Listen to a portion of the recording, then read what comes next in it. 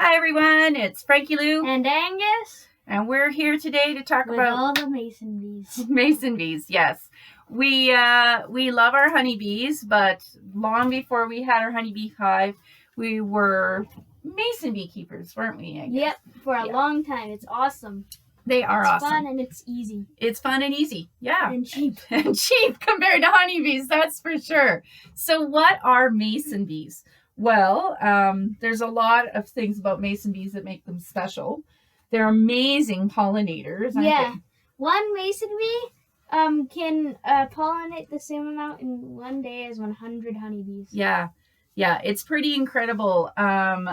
We love our honeybees, obviously, but honeybees, as they're moving from flower to flower, are actually very tidy. They have these little... Mason bees... Pretty much.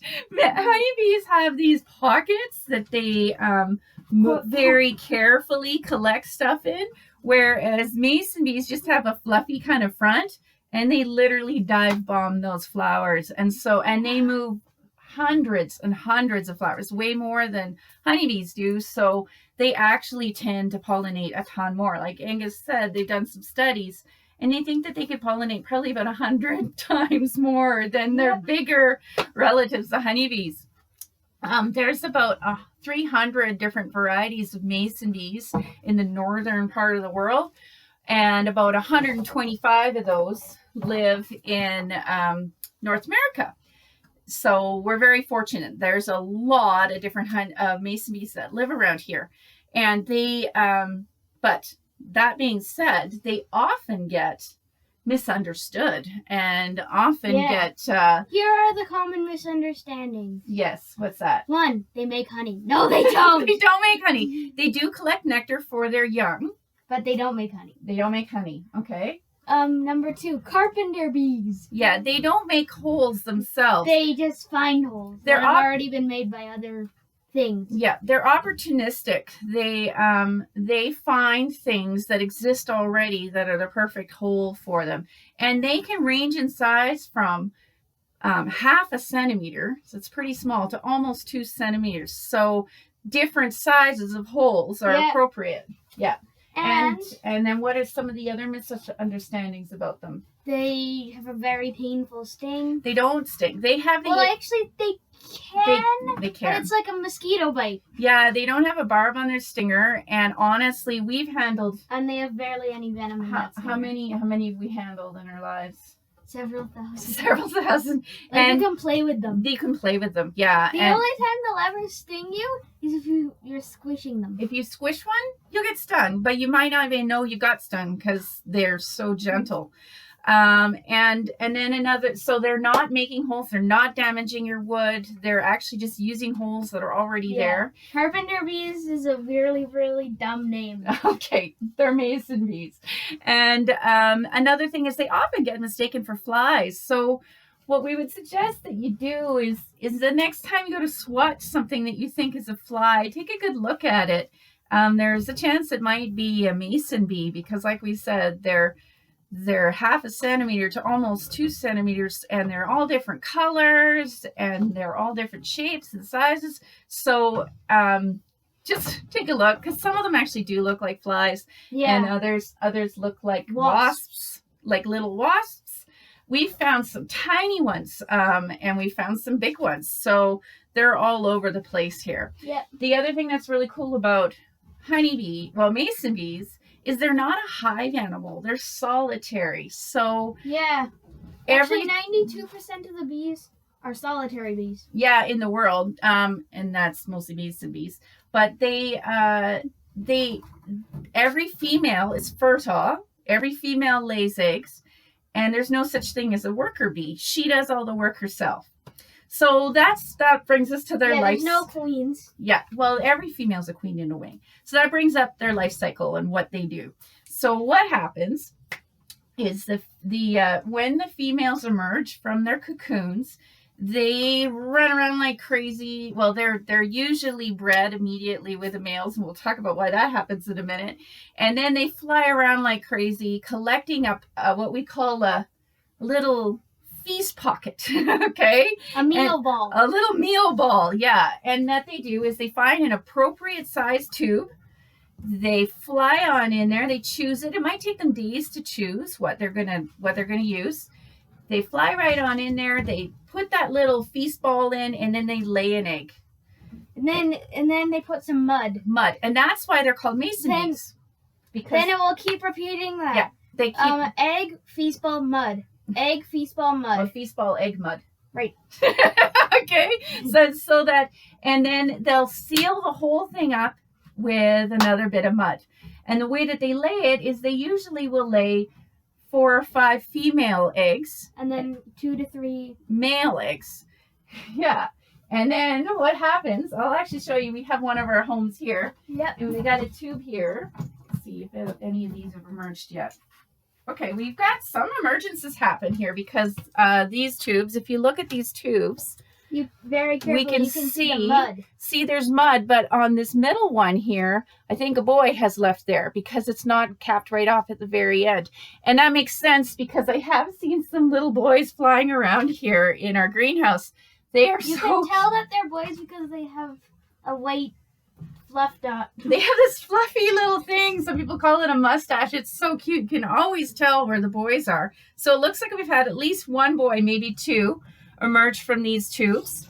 And then what they do is they wait, like they fly around, they hover around, and they wait until the females come out, and then they pounce on them. It's kind of like coming out of the ladies' washroom at a nightclub. Yeah, there's like these boys that are just waiting for the females to come out. And then, one of our honeybees is in the hive with us right now. Well, in the greenhouse with us now. So Cool. the females will be bred. The males die quite shortly after that.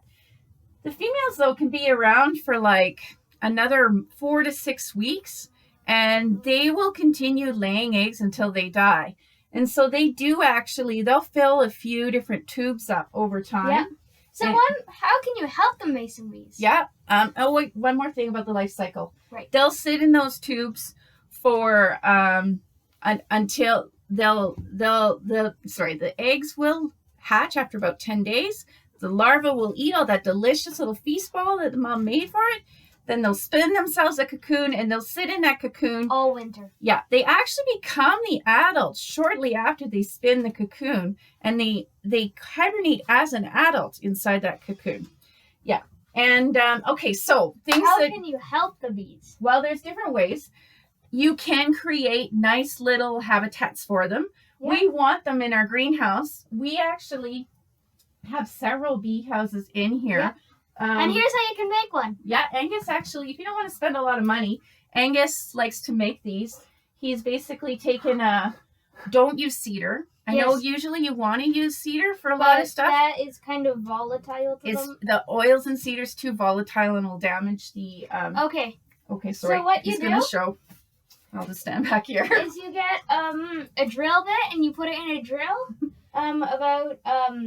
This is a good length. That's 5... Okay.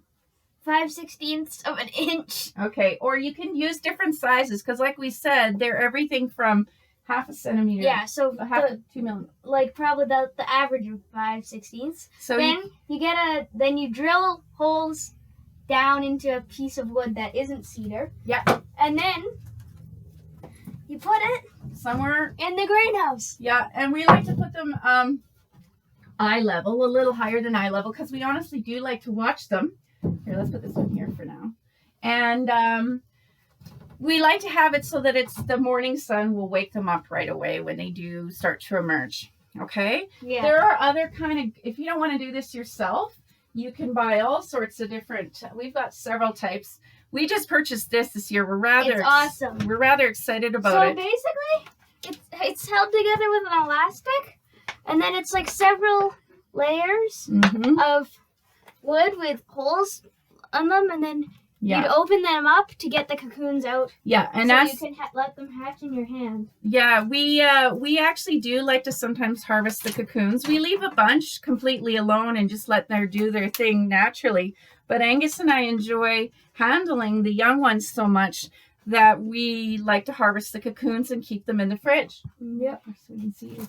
And but unfortunately, the first time I tried this, I think I ended up squishing more of them than saving them. So we like this because it opens right up. You can just carefully remove them instead of trying to poke them out and causing a lot of damage. Yeah, but if you don't want to bust your budget, and you don't and you just want to let them do it naturally, then this is a great option. Yeah. The little one that I built. Yeah, and that's just from leftover scrap wood that I was building with today. Yeah, it was free. Yeah, don't use treated lumber either. Okay. And then the other thing that you can do, obviously, is provide them with adequate flowers, because unlike the honeybee, which travels kilometers to get what they need, the mason bee tends to stick within 100 meters. So having lots of different flowers around is good, because it's another thing about the mason bee is they are very opportunistic, where honeybees tend to be very selective about what they're going to eat. Mason bees are like, have at her. If I can get at it, I will. And they really will take most of the flowers they can have water around for them. And some people, we obviously here on the farm have no problem with having lots of exposed dirt, and clay soil is very prevalent around here. But some people actually buy clay balls to put out for the mason bees. Just turning dirt over every once in a while, they know how to find it. So I hope that you'll give it a try. You can often buy them at a lot of different gardening stores or even online, right, Angus? Yeah. Yeah. You can get them at Garden Retreat. Yeah, we've purchased ours from Garden Retreat. We don't really. They're great quality cocoons. Yeah, they come from the West Coast, and there's a lot of ways that you can sometimes order them online. But honestly, I don't think that you will ever regret getting them. They're so fun to watch, and they're so gentle. And they don't hurt you. They don't hurt you. They don't hurt each other. They don't hurt each other. That's another thing. They're completely docile. If a female walks in, accidentally goes into another female's tube, it's like, oh, sorry, man, and then you just sort of back out, and they're not mad at all. We've actually found them in the beehive, in our honeybee hive, in the feeders, haven't we, Angus? Yeah, and the honeybees are nice. They let so they're not anything, especially if maybe you're allergic to honeybees and you don't like to have them around. You probably don't have to worry at all about the mason bees. So yeah, it's very, very uncommon to have a allergy to it. So that's it. That's what we have to say about mason bees today. If you have any questions further, please let us know in the comments. And as always, let us know if there's something else you'd like us to do a video on. And I hope you have a great day.